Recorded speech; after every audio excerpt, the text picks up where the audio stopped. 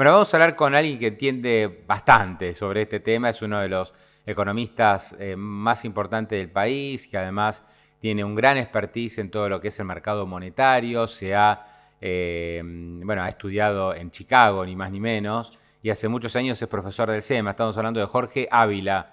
Jorge, un placer, ¿cómo estás? Buen día. Hola Pablo, ¿cómo te Un va? ¿Va gusto, un todo? gusto. ¿Cómo estás? ¿Bien? Muy bien, muy bien, muy bien. Bueno, Jorge, hace un par de meses charlamos en nuestro programa de streaming, una entrevista que tuvo muchas visitas. Vos ahí te manifestabas muy a favor, muy confiado respecto al plan de gobierno y decías, se están haciendo las cosas bien. Y bueno, el plan es mantener el dólar bajo y que se derrumbe la inflación.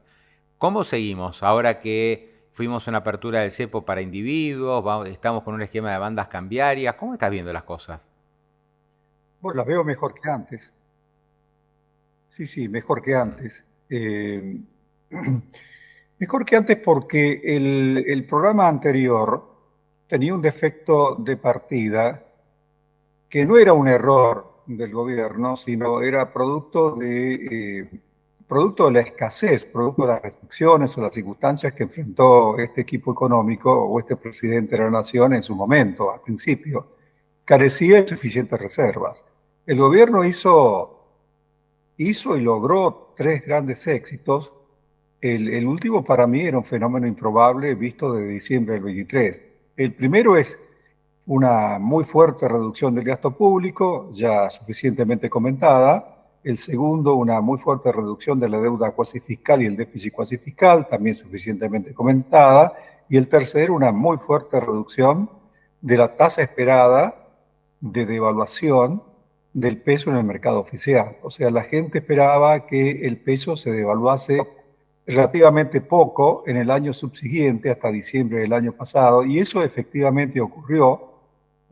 La tasa de devaluación esperada cayó de 500% en noviembre del 23, cuando se estaban resolviendo las elecciones presidenciales, a un 27% a fines del año pasado, que era exactamente la tasa capitalizada del crawling peg famoso, o sea, el 2% mensual elevado o capitalizado al año, llevaba prácticamente al 27%. O sea que había una gran credibilidad en la política de devaluación, y por esto es que yo lo caractericé como un fenómeno altamente improbable en su momento, pese a que el Banco Central no tenía reservas suficientes para intervenir y parar una corrida. Tenía un poquito de reservas que las usó con mucha habilidad, como un partido de truco, pero no tenía suficientes reservas. Fíjate vos que si en abril del año pasado, 2024, la Argentina hubiera quedado sujeta a la tremenda incertidumbre del shock arancelario de Trump que se produjo en noviembre del 25, yo creo que habría habido un desparramo, porque estábamos en un periodo crítico entonces. La gente habría dicho, bueno, la tasa de devaluación del dólar, del peso en el mercado oficial no va a ser la que dice el Colin Peg. En consecuencia, tenemos que comprar dólares y el Banco Central no los habría tenido en cantidad. Y en ese caso el futuro se habría escapado, el spot habría saltado, la brecha se habría agrandado y yo no sé dónde hubiéramos terminado. O sea que hubo suerte, suerte que premió a los audaces.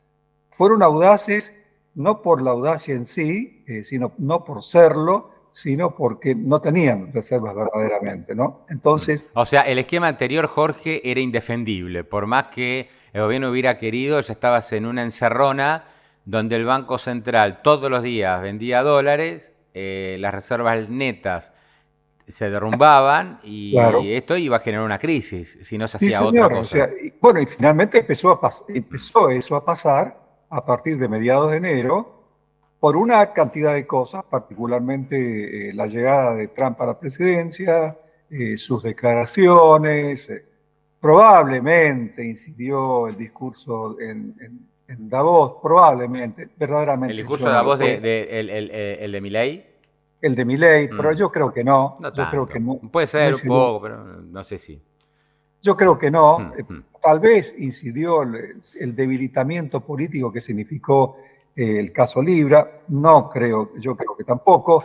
Yo creo que lo que incidió fueron las aparentes idas y venidas en las negociaciones con el fondo. Sí, Que y se la negaban expectativa cosas. de que iba a flotar el tipo de cambio y que cuando flota el tipo de cambio en Argentina puede pasar cualquier cosa, ¿no? Creo que. Y Exactamente. durante Entonces un la mes gente jugó, durante un mes corrió. jugó eso.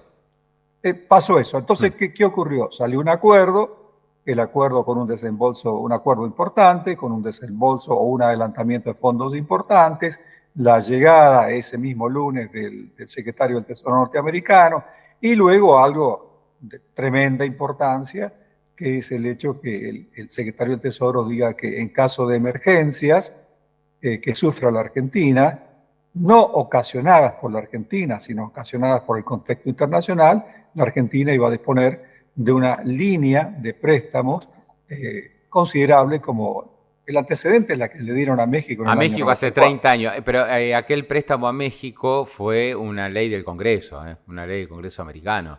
Yo lo decía el otro día, Jorge, ahí vos no le puedes pedir al carpintero norteamericano que financie una crisis en Argentina. Eso lo tiene que aprobar el Congreso, por más que no lo digan. Bueno, acá no se dice y es una línea disponible del Tesoro. Mm.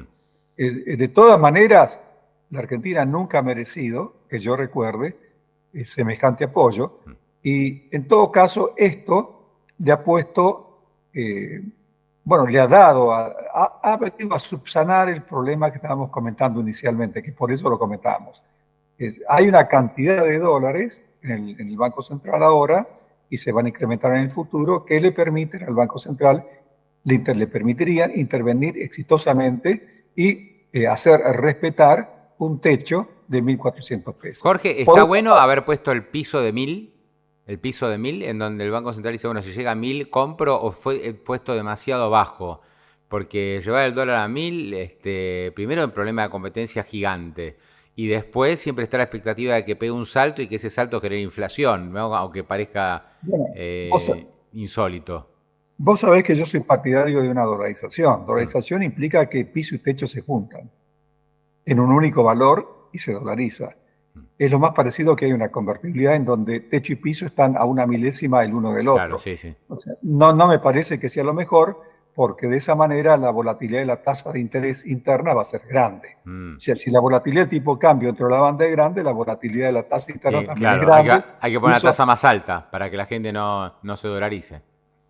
depende, si hay abundancia de liquidez, la tasa será baja, el tipo de cambio empezará a romper el techo. Si falta liquidez, la tasa de interés será alta y el tipo de cambio tratará de romper el piso. Ahora, lo que yo veo es que la oferta de dinero, dado que hay superávit fiscal, la perspectiva de la oferta de dinero es que esté fija o que incluso caiga si el gobierno se sintiera amenazado. Entonces, si la oferta de dinero tiene probabilidades de caer o está congelada, en el mejor de los casos, congelada o con probabilidades de caer, de contraerse, quiero decir, Mm. y por otra parte, la economía está creciendo, porque toda la evidencia señala que está creciendo entre 5, 6, 7%, eso implica que la demanda de dinero está creciendo, lo cual implica que estamos en una economía con tendencia al alza en la tasa de interés y con tendencia a la baja del tipo de cambio. Entonces, Claro. mira hacia futuro, Mm. que mira uno, ¿a dónde va a estar el tipo de cambio? Bueno, es más probable que esté más para abajo que para arriba, ¿no? Sí, Lo sí. mismo en la inflación. Por lo menos, yo decía, en el corto plazo, me parece que sí, porque van a entrar los dólares de la cosecha. Y siempre el Banco Central compra. Ahora no va a comprar, el tipo de cambio baja. Yo me pregunto qué puede pasar cuando nos acerquemos a las elecciones, que históricamente pasa lo contrario, ¿no? La gente se quiere dolarizar, hay más demanda por divisas, no hay dólar en el campo, y que ahí el tipo de cambio pega un salto, porque dentro de 2 meses vamos a estar hablando de eso, ¿no? Del peligro de Bueno, que salte el tipo de cambio.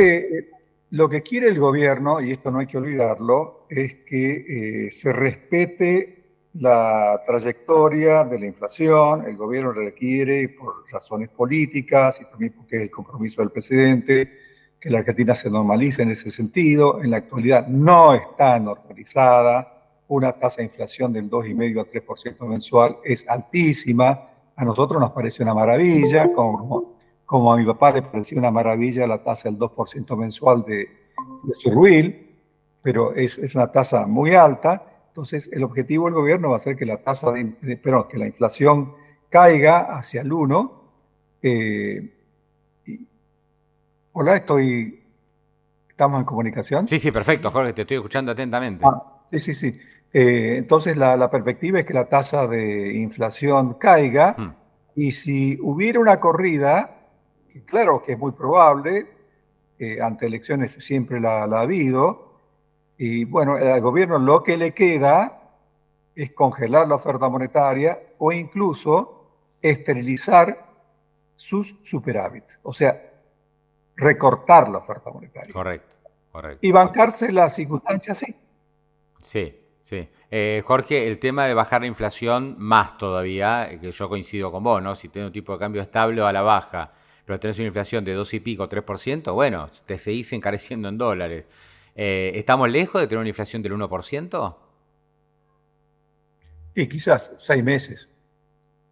Bueno, no estamos lejos entonces. No No, estamos lejos. 6 meses, digamos, puede no creo que parecer no. mucho, pero estamos hace décadas con inflación de 5, 6, 10, 8, no sé, viste, hace 10 años que estamos. Me decís 6 meses al 1%, compro. Claro, sí, por eso es que yo no entiendo del todo esto que leo recién acá en el diario, que mucha gente se ha dolarizado. Quiero decir que ha cancelado depósitos en pesos a plazo fijo en pesos para comprar dólares. No. Bueno, se entiende por el fenómeno de la famosa histéresis, ¿no?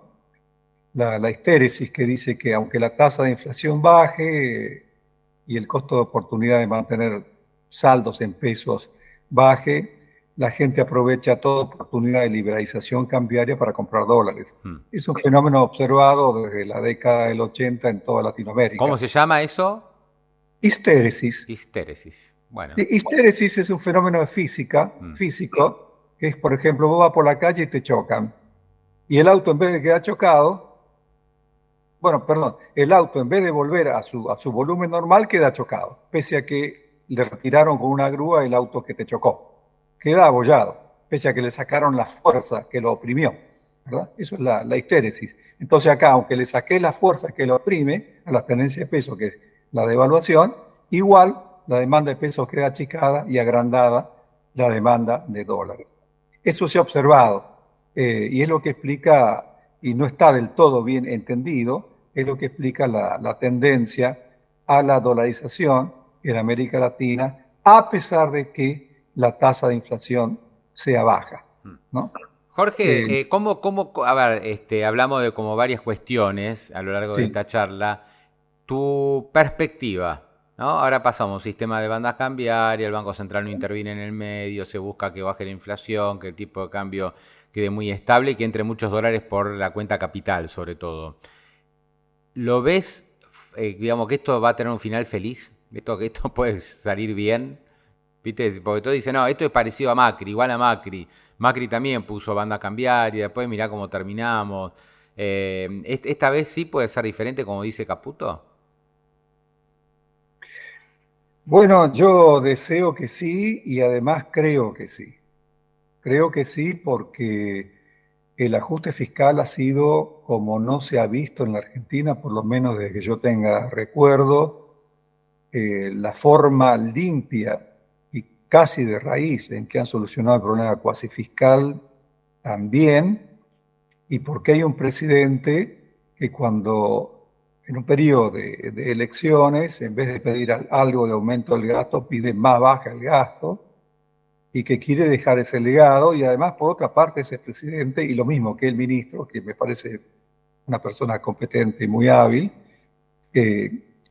tienen en el superávit fiscal un gran un reaseguro de estabilidad y un reaseguro de sobrevivencia política, de gobernabilidad.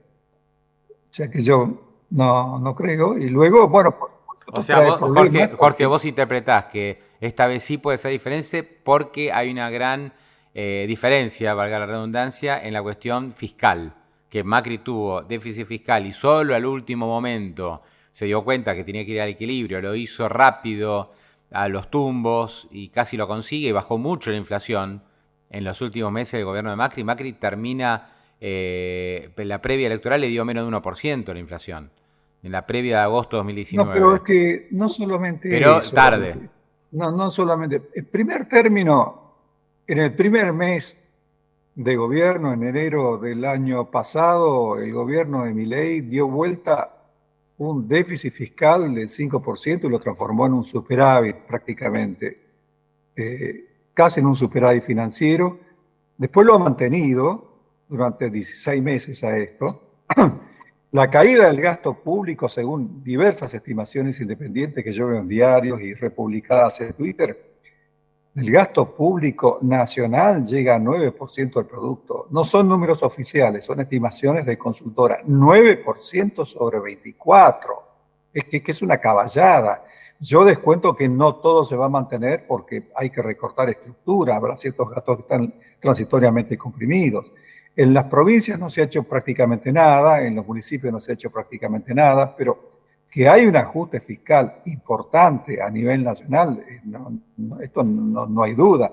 Y luego, o sea, eso no lo había hecho Macri, no lo hizo Macri, lo hizo al final, apretado por las circunstancias. Antes no lo hizo porque le faltó la convicción y quizás el apoyo político, aunque este hombre tenía menos apoyo político, pero tenía más disponibilidad del público, Milei, que Macri. El público entendía mejor la situación. Y luego, acordate, en el Banco Central, Sturzenegger y quien luego le siguió, se manejó con un tremendo déficit cuasi fiscal, o con un tremendo pasivo no monetario del Banco Central. Y estaba timbiando todos los meses contra eso, hasta que finalmente el mercado se dio vuelta, jugó en contra, y pese a que tenían todas las reservas, no se animaron a gastarlas y a frenar el dólar. Y luego el otro gran problema es la convicción, la determinación, el entendimiento del problema. El tándem Milei-Caputo no tiene equivalente de ninguna manera en los equipos de Macri de aquel entonces. Pero para nada son niños de pecho. Bueno, esperá, Caputo estaba en el equipo de Macri, ¿no? Era el Sí, secretario de Finanzas. Y estaba Sturzenegger en el equipo de también. Macri, estaba en el equipo de Macri en una posición secundaria, si se quiere, porque él estaba como ministro de Finanzas, pero evidentemente él aprendió de Sí, ese sí, claro, yo desbarajuste. creo que sí, yo creo que algo Él, de eso hay, ¿no? Aprendieron él de... Sí, sí. aprendió el desbarajuste y es un Mm. hombre que tiene la... Yo creo que tiene las cualidades para ser ministro de Finanzas. O sea, sabe cuándo hay que colocar deuda, cuándo hay que retirar deuda, hasta dónde puede intervenir un mercado de cambios o no. Quizá él no entienda de reforma tributaria, de apertura comercial, ese tipo de cosas, pero él entiende del manejo financiero del Tesoro y en definitiva es un ministro de Finanzas. Y ha demostrado pericia. Y el presidente demuestra convicción. El presidente quiere más ajuste y el presidente quiere más desregulación. Además, tenés otra cosa. Tenés el apoyo entusiasta del Fondo Monetario Internacional, el apoyo entusiasta del gobierno norteamericano y tenés a un ministro de regulación que es una aplanadora. Entonces, hay muchas... Claro, lo último no es importante para una estabilización monetario-financiera, pero va abriendo puertas, va abriendo horizontes lo de Sturzenegger ahora, ¿no? Jorge, cuando Es charlamos la distinto, otra es vez, distinto. vos dijiste algo que me quedó grabado, que lo reitero ahora. Estamos hablando con Jorge Ávila, economista del SEMA, y un Chicago Boy, un hombre que se formó también en la Universidad de Chicago. Vos me dijiste, Jorge, acá va a haber que acostumbrarse a un tipo de cambio bajo. O sea que no pensemos que este dólar va a saltar por las nubes, volvemos al tipo de... No, hay que vivir con este tipo de cambio bajo, dirigido sobre todo pensando en las empresas y si soy competitivo o no soy competitivo. O sea, no esperemos que nos salve una devaluación. Y vos lo dijiste muy claro cuando charlamos la última vez. Me parece que este escenario se ha consolidado e incluso acentuado, ¿no? Digamos, con esta apertura del cepo y el esquema de bandas. Se ha acentuado y lo único que le hacía falta para acentuarse era el acuerdo con el fondo, un acuerdo grande de 20.000 millones, con anticipos importantes como los que se han obtenido del fondo, del Banco Mundial, del BID, y con un apoyo contingente del Tesoro americano. Además, lo digo, yo sé cómo piensa la mayoría de la gente porque he vivido en el país en los últimos, no sé, 40 años. Eh, claro, es un tema sumamente conflictivo, el del tipo real de cambio, pero hay que entender algo. Cada vez que hubo un intento serio de estabilización, el tipo real de cambio cayó, o sea, el poder de compra interno del dólar cayó. Y sin embargo, en el intento serio de la convertibilidad, las exportaciones subieron. Incluso las importaciones industriales subieron. O sea que el que quiere tipo real de cambio alto o dólar alto y además quiere estabilidad y vivir un país normal, por lo menos en la transición, en una transición de 10 o 15 años, se está manifestando como una persona claramente contradictoria. Es contradictorio querer eso. O sea, la Argentina, si quiere verdaderamente la estabilidad, va a tener que perseverar en este problema y combatir la caída del tipo real de cambio mediante reformas estructurales, en donde las dos más importantes son la contracción, la reducción del gasto público, de la cual el gobierno nacional ha dado tremendas muestras ya de entrada, con una caída del 9% del gasto público nacional. Tendrá que abrir la economía, y el gobierno está queriendo hacer eso, en particular con los Estados Unidos, porque eso va a llevar a una mejora del poder de compra de las exportaciones y las importaciones. Pero hay que bajar impuestos. Hay que bajar impuestos. Bueno, pero ¿y cómo se va a bajar impuestos si no se baja el gasto público? No, tiene que ir todo la mano. Se bajó uno, claro, de la inflación. Sí, ¿no? sí, eso es importantísimo, obvio. Y, claro, bueno, pero es que flor de impuestos. Sí, pero yo cuando escucho a las empresas, vos sabés que en la mayoría de las empresas, vos hablás con sectores industriales, que toda la vida siempre enfocaron el tipo de cambio, ahora ya no insisten más con el tema cambiario. Ya está, ya se dieron cuenta que, digamos, no es una pelea perdida seguir hablando de un tipo de cambio alto. Ya todo el mundo sabe, además, que los únicos que se benefician son ellos. Ellos quieren, ¿no? Los industriales históricamente quieren el dólar barato para ellos, que todo lo demás lo paguemos a 5.000 y ellos pagarlo a 800, ¿viste? Ya eso, ya está, es una fantasía, no va más y ya nos rompieron la cabeza, ¿no? Con esto. Entonces ya está, no hablan más del tema del tipo de cambio, pero sí te habla mucho de los impuestos, del costo argentino. Eso sí me parece que es bastante más razonable. Bueno, pero es que, mira, cuando yo volví de Estados Unidos, en el año 86, hice una recorrida por los escritorios de los principales economistas entonces, que yo los conocía, en particular a Roberto Aleman, y fue a visitarlo al Argentinische Tageblatt, que él era el director de ese diario.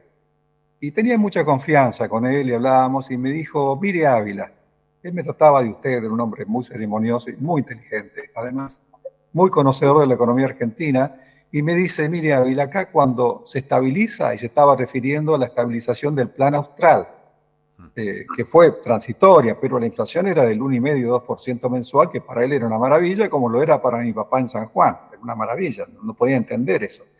Y me dice, cuando uno estabiliza y se saca encima este problema, los otros problemas, los que son problemas reales, como las regulaciones laborales, los problemas previsionales, los impuestos distorsivos y más, van apareciendo, van haciendo plop, plop, claro, plop, todos los días. Y ahí empieza... Hace 40 años te lo dijo.